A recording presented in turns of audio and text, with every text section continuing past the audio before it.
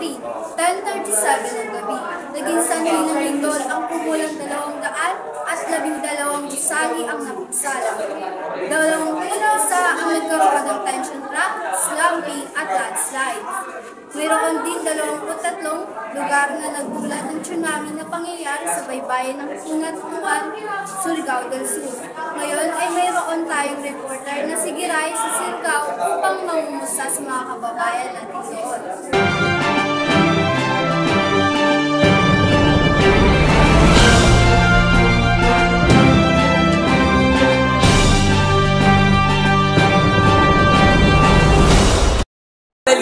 Nandito tayo ngayon sa Barangay Cruz upang magtanong-tanong sa mga residente pagkatapos ng lindol. Sakto, ayun si Kuya. Tara. Kuya, anong pangalan niyo? Ako si Beichong. Oo, ako si Beichong. Anong reaction niyo ng lumindol?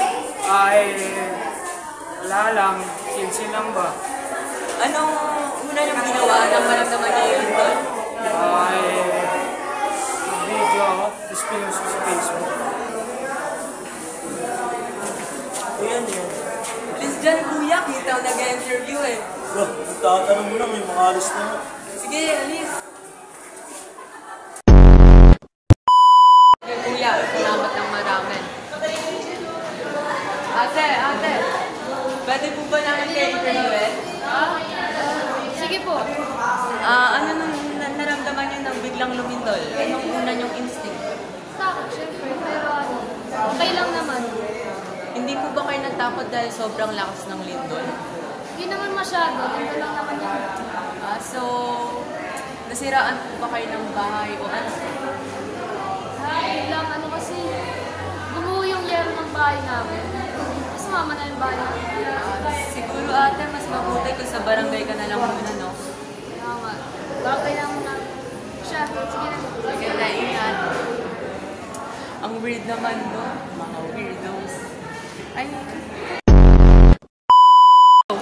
Buti pa, sa may shake up, maayos ka usap.